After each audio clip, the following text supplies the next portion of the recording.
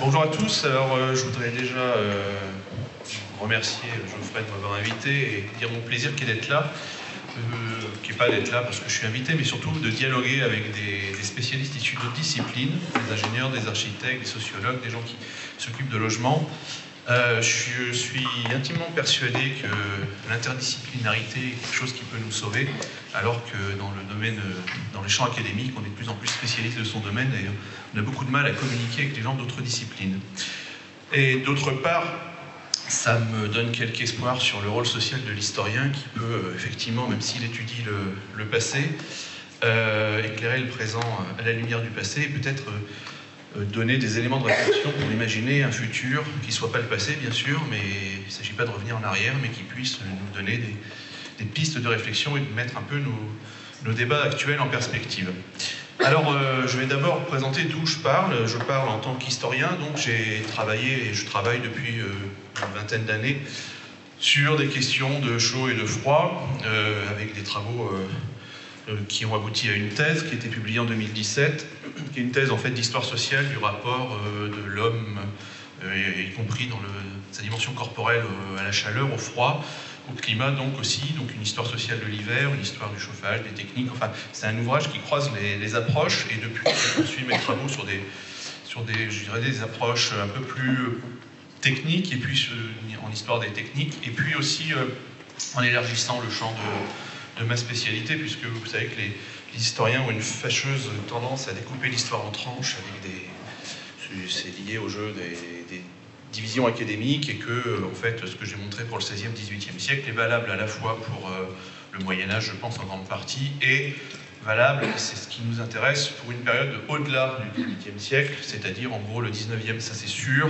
et une partie du XXe siècle, puisque le monde que je vais vous décrire, en gros, c'est le monde d'avant l'invention de ce qu'on appelle le confort moderne, avec des guillemets, et en gros, en France, en tout cas, qui est le champ géographique que j'ai labouré, bien dans les campagnes françaises, avant l'invention et la diffusion du chauffage central, on chauffait encore avec une cheminée comme on chauffait au Moyen-Âge, et on était au milieu, et avec du bois dans la cheminée, et on était encore dans les années 1940-1950.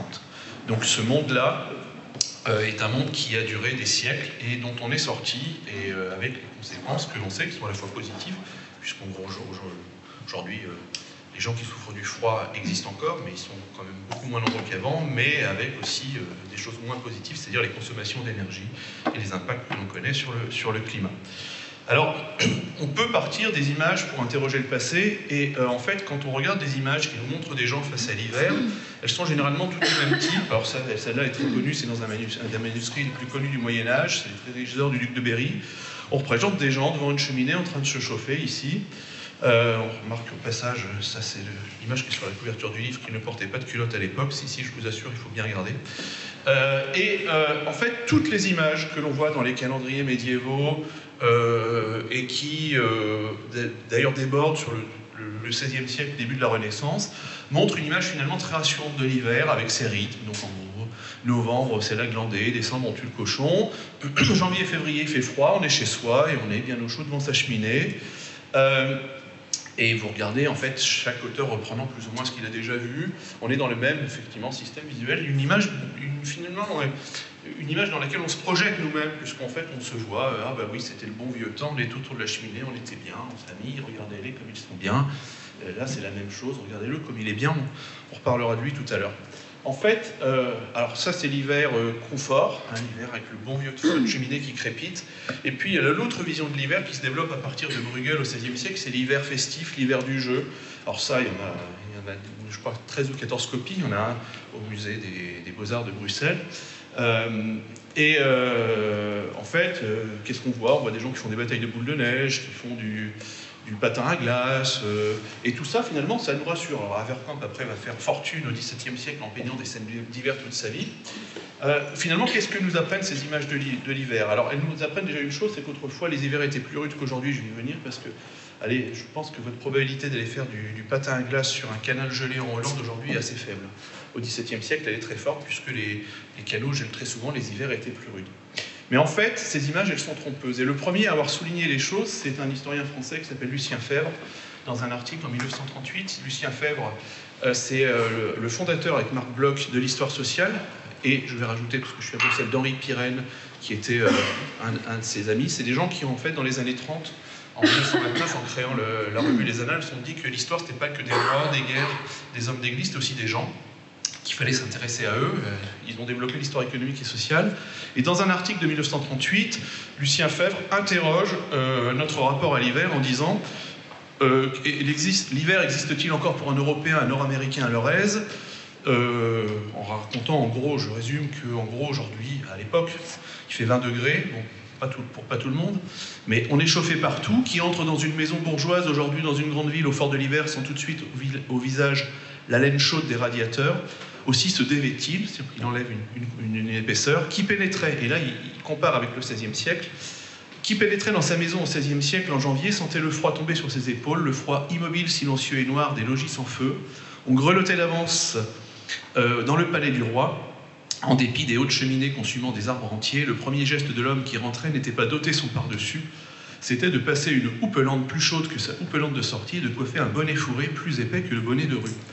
Autrement dit, qu'est-ce que montre Lucien Febvre? Il montre que notre rapport au froid et à la chaleur avait eu lieu au cours de l'histoire. Et c'est cette intuition qu'il a eue, comme beaucoup. Febvre a beaucoup écrit, il lance comme ça une idée dans un article, et puis il n'y revient pas, que j'ai creusé patiemment et longtemps. Alors, qu'est-ce que montrent mes recherches et qui n'ont pas été démenties par d'autres collègues jusqu'à présent. Donc, je suis assez rassuré. Et même par mes propres recherches ultérieures.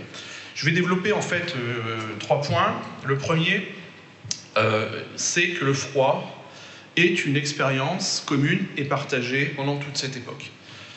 C'est-à-dire que, alors, on rappelle brièvement le contexte climatique de l'époque. On est, vous connaissez les grandes phases de l'histoire du climat, on est à partir du début du XIIIe siècle et jusqu'au milieu du XIXe siècle, dans une période que les historiens du climat, qui à la base sont des historiens, et puis après des climatologues, mais qu'on appelle le petit âge glaciaire, hein, le PAG pour les intimes, c'est-à-dire une période lors de laquelle les températures moyennes étaient de 0,4 à 0,5 degrés, inférieures par rapport à celle d'aujourd'hui. On voit très bien qu'à partir du XIIIe siècle, c'est-à-dire la fin de l'optimum médiéval, les températures moyennes baissent, puis remontent à partir de la fin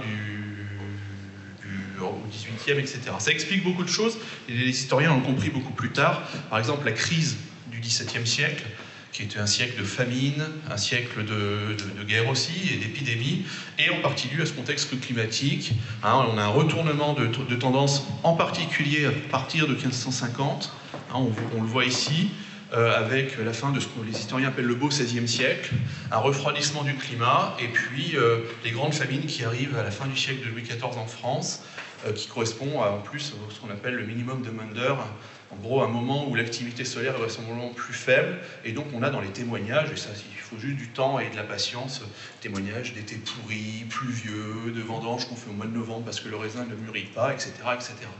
Donc l'époque dont je vais parler est une période d'hiver plus froid. Ce qui explique en particulier les neiges abondantes qu'on a dans les témoignages, les canaux qui gèlent et qui bloquent toutes les communications, etc., etc. Par contre, les témoignages que l'on a de gens qui souffrent du froid ne s'expliquent pas uniquement par le fait que les hivers étaient plus froids. C'est-à-dire que si ces hivers-là avaient lieu aujourd'hui, clairement les conséquences n'en seraient pas les mêmes parce qu'on a des moyens de lutte contre le froid qui ne sont pas les mêmes. Alors qu'est-ce que montrent les témoignages que l'on a ? Ils montrent tout d'abord que tout le monde souffre du froid lors des grands hivers, c'est-à-dire des hivers exceptionnels, 1 sur 4 ou 5 en moyenne. C'est-à-dire qu'il y a un hiver sur 4 ou 5 qui pose problème. Quand je dis un hiver qui pose problème, c'est un hiver lors duquel il y a du gel prolongé qui bloque les communications. C'est un hiver lors duquel, par exemple, on retrouve des gens morts de froid le long des chemins. C'est un hiver lors duquel on a des problèmes d'approvisionnement des villes parce que les approvisionnements se font par la voie fluviale souvent et donc le grain n'arrive plus. Donc qui veut dire vague de froid dit plus de farine, plus de pain, enchérissement des prix, crise sociale, etc. Et ce froid qui fait souffrir les gens est lié en partie aussi à la question de l'accès à l'énergie. C'est-à-dire qu'on a l'impression que dans le passé, en fait, on se chauffait avec du bois, donc le bois est partout, ce qui c'est faux, parce que d'une part, le bois n'est pas partout, surtout si on vit en ville, mais d'autre part, même si on est à la campagne et qu'on a à proximité des haies, des arbres, etc., on ne prélève pas le bois appartient à quelqu'un, il y a des usages, il y a des règles, il y a du droit, il y a d'ailleurs une très forte surveillance, et donc un grand nombre de gens ont du mal à se chauffer. Et d'ailleurs, si vous regardez avec ce prisme d'analyse tous les tableaux anciens, vous voyez très bien que il y a toujours des feux qui brûlent dans les cheminées, mais regardez dans les tableaux ce qui brûle dans les cheminées, c'est rarement la grosse bûche qui flambe et qui crépite, bien souvent c'est du fagot. Le fagot, c'est ce qu'on a sur ce tableau qui date du 19e siècle, c'est-à-dire du bois mort, parce qu'il y avait un usage qui voulait que les gens avaient le droit de prélever le bois mort, c'est-à-dire avec des petits branchages, une petite dimension, c'est pas la bûche qui dure longtemps. On brûle de tout dans les cheminées, on brûle, d'ailleurs, l'expression faire feu de tout bois vient de cette époque-là. On brûle des branchages morts, mais on brûle des écorces, on brûle de la paille, quand on n'a que ça, on brûle des branches, des feuillages séchés, on brûle des résidus de tannage, l'écorce du chêne qui sert à tanner, une fois séchée, on la brûle, on brûle de la tourbe, en particulier dans les régions humides, ici on n'est pas très loin du monde de la tourbe, avec une hiérarchie d'ailleurs des combustibles. Finalement, le bois, c'est le combustible du riche, les tourbes qui fument et qui sont mauvais, c'est le combustible du pauvre. On brûle de la bouse de vache séchée, alors ce qu'on pratique aujourd'hui dans le désert pour les Touaregs ou en Asie centrale, quand on est sur la route de la soie, ou sous la yourte, mais à l'époque, dans les régions où il y a peu de bois, c'est le cas dans les régions maritimes souvent, où on brûle aussi les genêts, les fougères séchées, on récolte les bousses de vache, on les plaque contre le mur. Il y a encore des cartes postales du début du XXe siècle en Bretagne qui montrent ça, et on récupère cette bouse de vache, c'est dur à dire, séchée.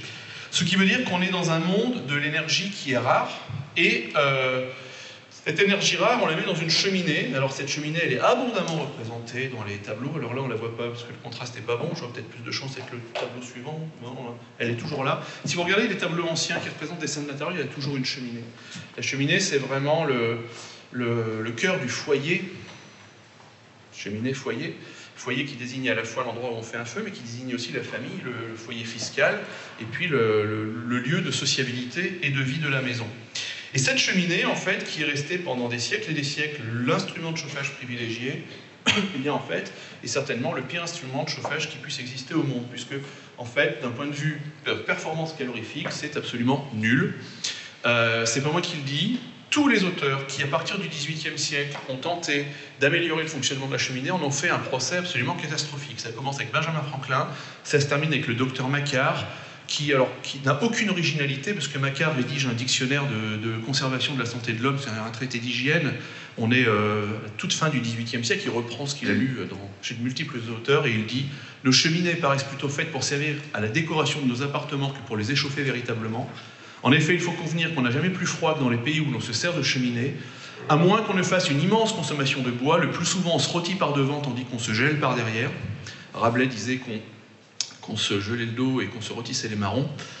Et on ne connaît point ces inconvénients dans le nord, où la température douce des poêles laisserait douter qu'il fit 20 degrés de froid si l'on était obligé de sortir. Et donc il oppose la cheminée qui chauffe mal aux poêles qui chauffent bien. On reviendra sur cette opposition et cet attachement viscéral des Français au foyer ouvert. La preuve de cette médiocrité de la cheminée, on l'a dans tous les témoignages que l'on peut lire.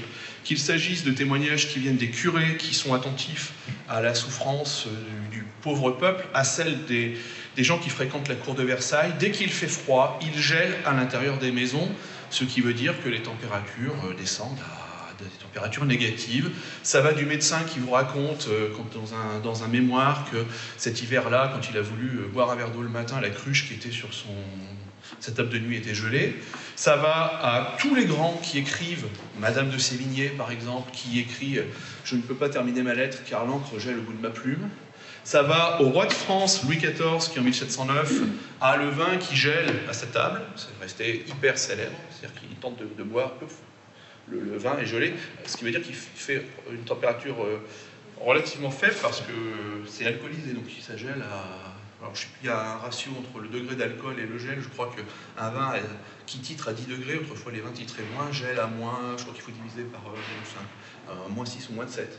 Vous imaginez Louis XIV, le plus grand roi du monde, à sa table, avec une ambiance thermique à moins 6, moins 7 autour de lui. Et je pourrais multiplier les exemples, les anecdotes, il y en a plein, de Henri IV qui se réveille un matin avec la moustache gelée, aux médecins qui racontent qu'on a trouvé des nourrissons morts gelés dans leur berceau, ou alors des gens dont on est obligé d'amputer des orteils ou des doigts, parce qu'en gros, ils ont eu des gelures profondes, et des gelures qui reviennent tous les hivers. Ça aidera à ne pas être trop nostalgique du passé J'y viendrai après.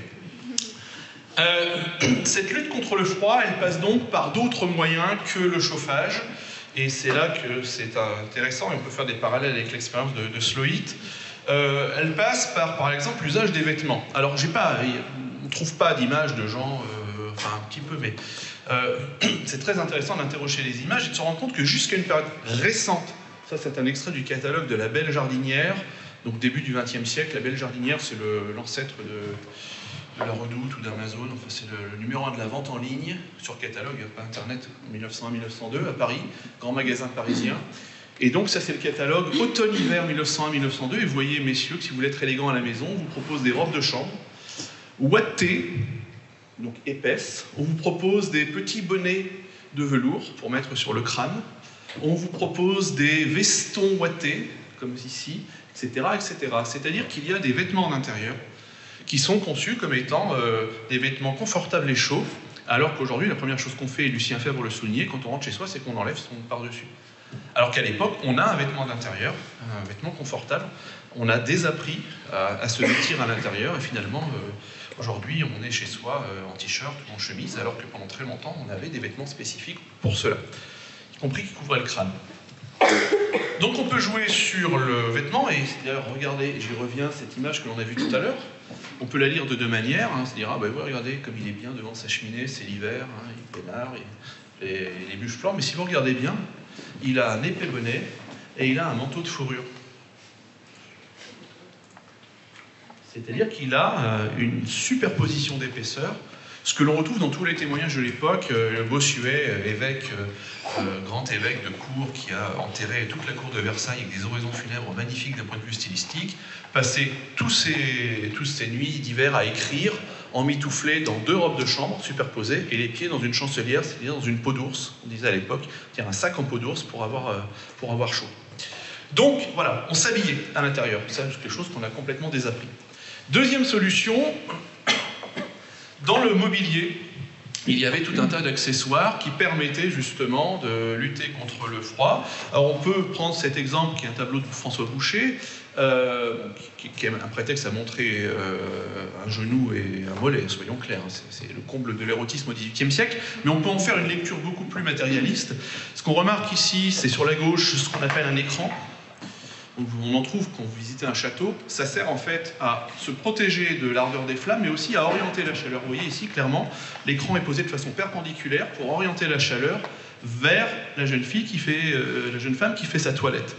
Deuxième chose, l'usage des paravents ici. Le paravent qui sert à lutter contre les courants d'air et qui donc sert à créer une sorte de micro-espace à l'intérieur de la pièce pour en faciliter le chauffage.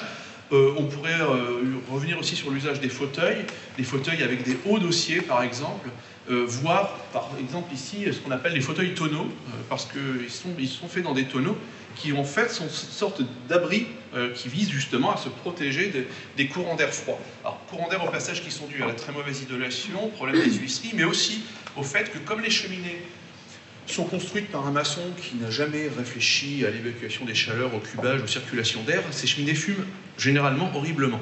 Et donc la solution qu'on a trouvée et qu'on a utilisée pendant des siècles pour qu'elles ne fument pas, c'est de laisser la porte ouverte, ce qui est absolument génial. Ça crée un courant d'air qui rentre par la porte et qui remonte par la cheminée, donc les fumées sont aspirées, mais on se prend l'air froid qui rentre par la porte. Donc nullité absolue de la cheminée.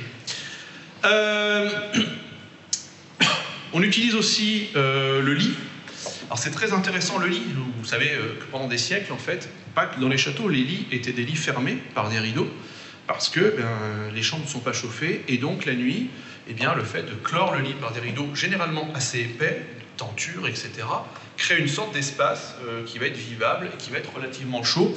Dans cette image qu'on voit mal, il y a un lit avec de multiples édredons. Songez, je ne sais pas, à vos grands-mères qui avaient des gros édredons, voire 2 ou 3. Aujourd'hui, on dort avec une petite couette. Parfois, on a une couette d'hiver, une couette d'été, mais si on a froid, on monte le chauffage, on ne pense pas forcément à mettre une deuxième couette. Et puis, il y en a une ici, l'usage des bassinoires. Alors, j'ai beaucoup fait de progrès en humidité relative, etc. juste avant. Je remercie le collègue, je n'ai pas ses compétences, mais j'ai beaucoup appris. Le moyen de lutter contre l'humidité des lits pendant très longtemps, ça a été d'utiliser la bassinoire, c'est-à-dire, on en voit encore comme objet décoratif aujourd'hui, ces objets qui... Alors celui-là, c'est une bassinoire de luxe, c'est celui de la reine Marie-Antoinette, c'est une grande poêle en métal, celui-là est en argent, dans lequel on met des braises et qu'on passe, certains ont peut-être connu ça chez leur grand-mère, qu'on passe dans le lit avant de se coucher pour chasser l'humidité du lit, justement, pour se glisser dans des draps qui ne soient pas humides, parce que c'est absolument horrible de se glisser dans des draps humides et froids. Donc on utilise tous ces petits objets portatifs, y compris aussi les sources de chaleur portatives, comme, alors ça c'est ce qu'on appelle un couveau, c'est-à-dire en gros une simple bassine dans laquelle on va demander des braises. Hein, les mendiants demandaient des braises pour pouvoir se chauffer. Ou alors des choses plus élaborées comme les chaufferettes. Alors ça c'est une chaufferette qui est au musée de Lille, en céramique, marqué « Chauffez-vous » avec une belle faute d'orthographe, mais c'est pas grave, l'orthographe est une invention récente, c'est marqué derrière « Rosalie, chauffez-vous ». Ça devait être un cadeau pour son amoureuse. Offrez une chaufferette à votre amoureuse. Des chaufferettes en bois, des chaufferettes qu'on glisse généralement sous ses jupes. D'ailleurs, c'est très genré. On va parler du genre. Généralement, c'est un objet féminin, la chaufferette, parce que l'homme qui est viril résiste au froid vaillamment. Il n'y a pas froid. On lutte aussi contre le froid en ayant recours aux animaux et à la chaleur animale.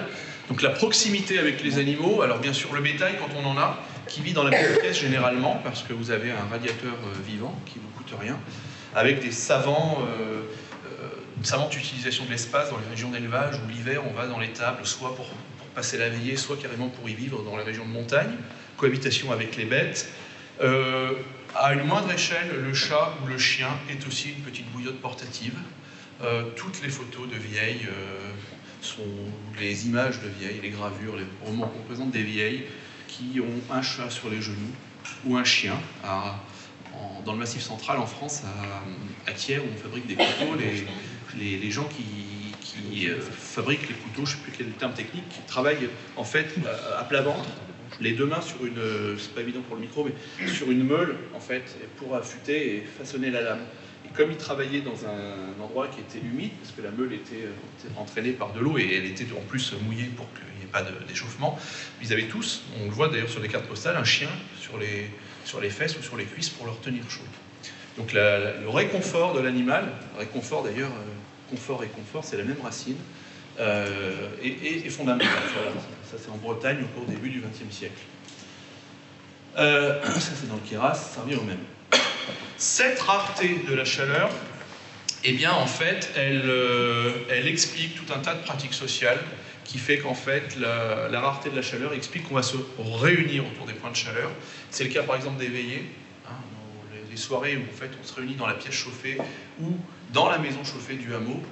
C'est le cas aussi ces veillées qui jouent un rôle fondamental dans la transmission des histoires, des contes, des légendes, des traditions, où on marie les enfants, etc. Et en fait, même jusqu'à une période récente, ça s'est tiré d'un livre qui date des années 40 sur la cheminée, on voit très bien que la manière d'habiter l'espace, l'occupation de l'espace se fait en fonction de la source de chaleur. Donc ça, c'est un relevé qui a été fait par un architecte ethnographe dans les années 40. On voit clairement voilà, qu'on vit autour de la cheminée et que même dans un appartement bourgeois, on dispose les fauteuils avec un dos élevé et le canapé aux alentours de la cheminée. Donc il y a une manière d'occuper l'espace qui est conditionnée en fait par la rareté de la chaleur et la médiocrité de la cheminée. Et ça, ces intérieurs, ils ont duré très longtemps dans les campagnes françaises, même si ici c'est un poêle. Généralement, quand on pénétrait dans la cuisine d'un vieux célibataire dans le Massif central dans les années 80, il ne faisait pas très chaud, hein, il portait 2-3 gilets en laine, etc. Et il vivait dans des intérieurs qui étaient... je garde un peu de suspense pour vous dire à combien. Donc, conclusion de ce premier point déjà trop long, le slow heating, bien pendant des siècles, ça a été la norme. On chauffe les corps, on ne chauffe pas les espaces, tout simplement parce qu'on est incapable de chauffer les espaces. Les ambiances thermiques sont très différentes d'une pièce à l'autre.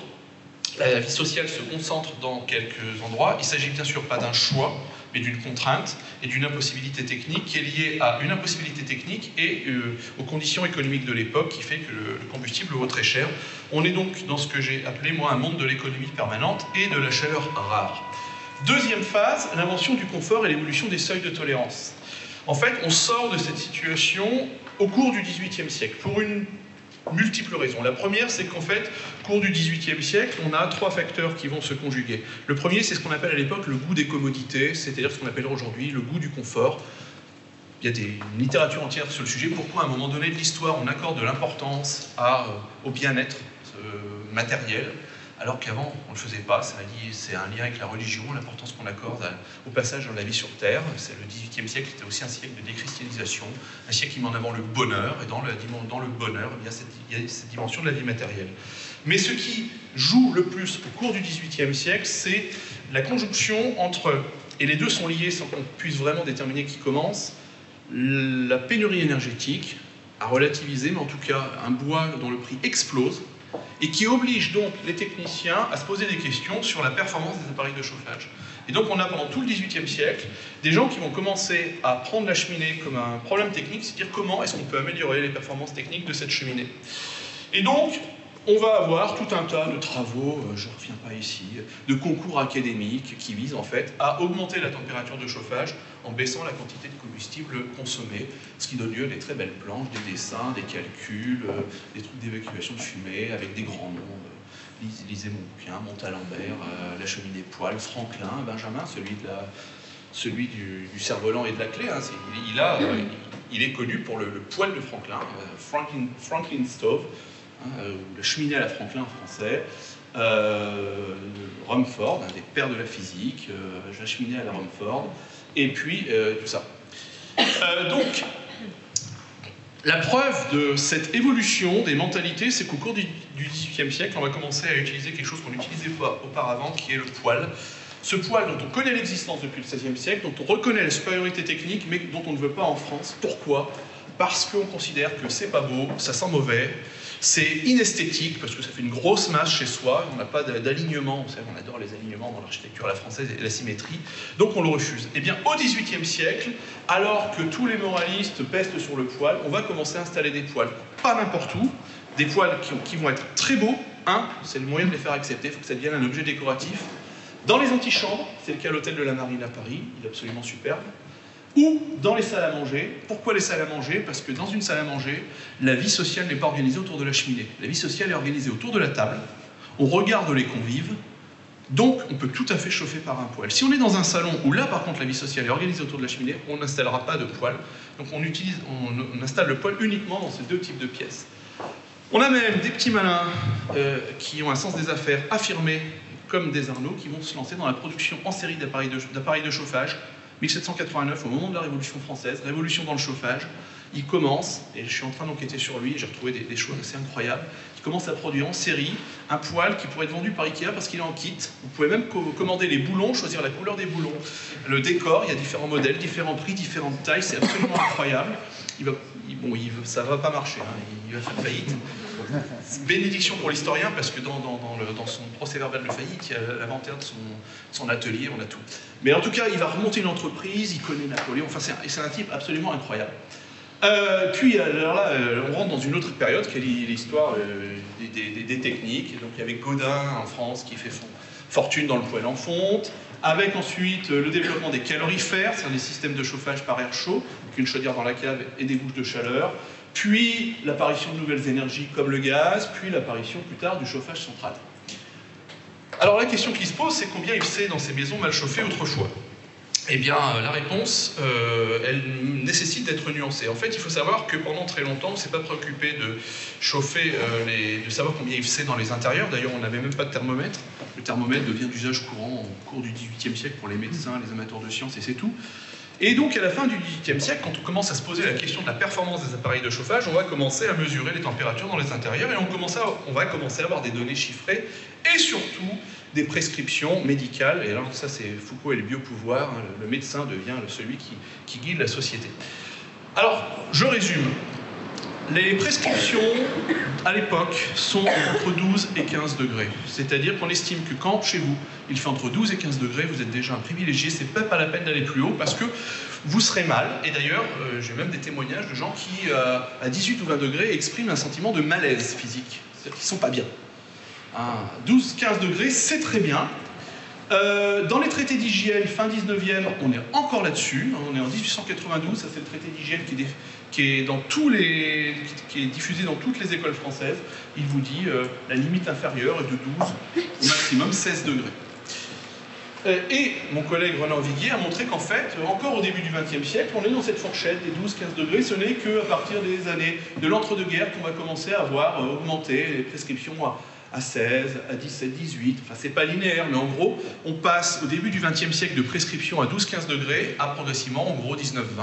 20 degrés quand on a les moyens et que l'énergie est pas chère, 19 degrés quand on demande à tout le monde de baisser un petit peu. Alors, quel peut être l'apport de l'historien à la réflexion collective, au-delà de l'aspect distractif de ce que je peux vous avoir raconté?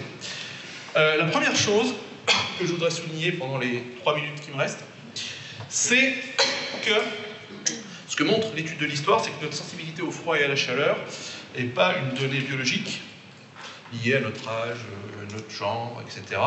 Mais c'est un fait historiquement, culturellement et socialement construit qui a évolué au fil du temps. Ce qui veut dire que, je vais parler sous le contrôle des sociologues, on est dans un habitus, c'est-à-dire quelque chose qui a été construit par la société dans laquelle on a grandi, et que là où on avait chaud ou froid à une époque donnée, si on change de pays, je prends l'exemple du poêle et de la cheminée, un Allemand a chaud dans un poêle, un Français se trouve mal. A l'inverse, un Allemand qui vient en France, il a froid alors qu'un Français se trouve très bien. Donc selon les endroits où on est dans le monde, en fonction des habitudes, on n'a pas la même sensibilité corporelle. Ce qui veut dire que ce qui a été construit peut éventuellement être déconstruit. Deuxième point, notre rapport au froid et à la chaleur s'inscrit dans une trajectoire énergétique et technique. C'est-à-dire que notre sensibilité actuelle, elle est le fruit d'une évolution qui a commencé au XVIIIe siècle, où on est allé vers une courbe qui était du toujours plus. Pourquoi le toujours plus? Parce qu'on est dans une courbe où les progrès techniques ont permis de mettre au point des appareils de chauffage toujours plus performants, et puis où l'ingénierie du bâtiment a permis de découvrir le chauffage, la ventilation, etc. Mais aussi parce qu'on était dans un contexte d'abondance énergétique. Je ne crois pas du tout à la transition énergétique, ça c'est une question très débattue chez les historiens, on n'est pas dans une logique de transition mais d'accumulation. Au bois, on a ajouté le charbon, et puis après on a rajouté le fioul, et puis après on a rajouté l'électricité, et puis on a rajouté le gaz, etc., etc. On a rajouté de l'énergie, on a vécu dans ce que Galbraith, l'économiste anglo-saxon, appelle la société d'abondance dans les années 60, et donc, eh bien, voilà, on consommait, on y va, et puis on monte le chauffage, on paye des factures, c'est pas cher, allons-y, faites-vous plaisir, c'est open bar.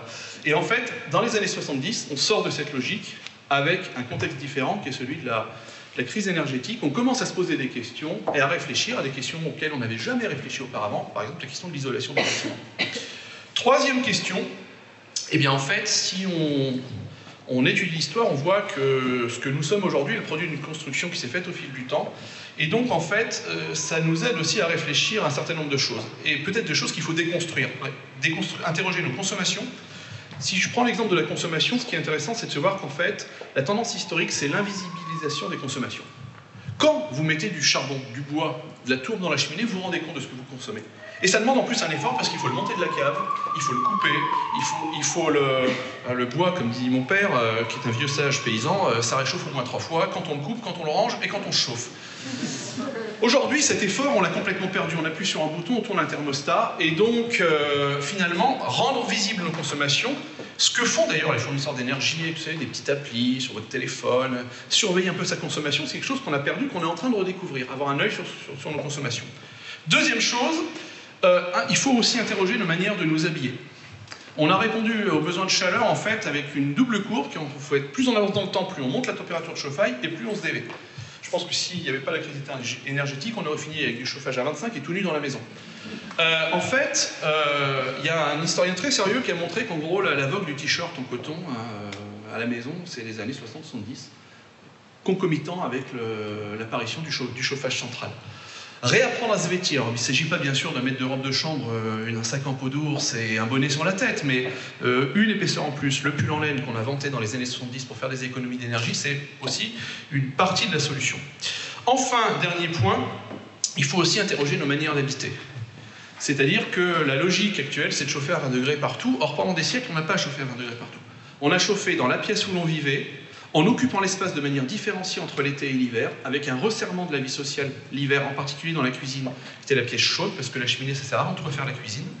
Et donc, On est en train de redécouvrir ça, par exemple en Angleterre où la crise sociale a touché de plein fouet, la pauvreté est plus importante en Angleterre, le système social est moins protecteur. L'été dernier, il y a eu des banques de chaleur, c'est-à-dire qu'il y avait des cartes, on pouvait trouver les lieux chauffés, et les personnes âgées qui n'avaient pas les moyens de se chauffer allaient dans le presbytère du coin, dans la bibliothèque du coin, dans la salle du centre social du coin se chauffer. Et en fait, ce qui est très intéressant quand on les interroge, c'est pas moi qui l'ont fait, c'est les journalistes, c'est qu'en fait, ils se disent, mais finalement c'est sympa.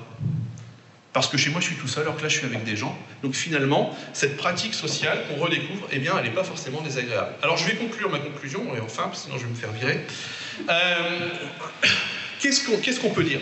On peut dire qu'en fait, si on veut convaincre les gens pour baisser changer leur pratique, il ne faut pas leur présenter ce que j'ai montré sur le passé comme un idéal.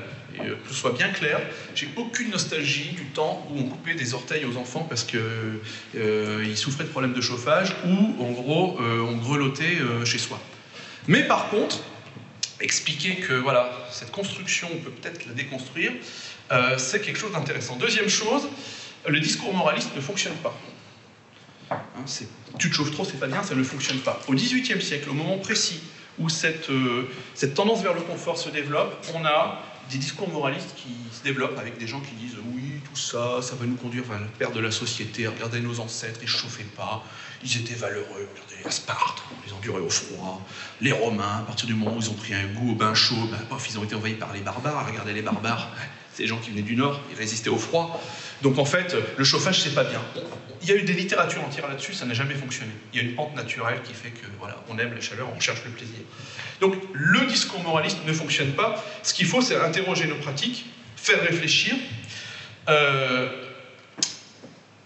sortir des automatismes et des habitus, et au final, et je vais conclure là-dessus, s'inspirer du passé, non pas pour y revenir, mais pour imaginer un futur qui soit différent du présent dans lequel on est, qui de toute façon nous met dans l'impasse. Merci à tous.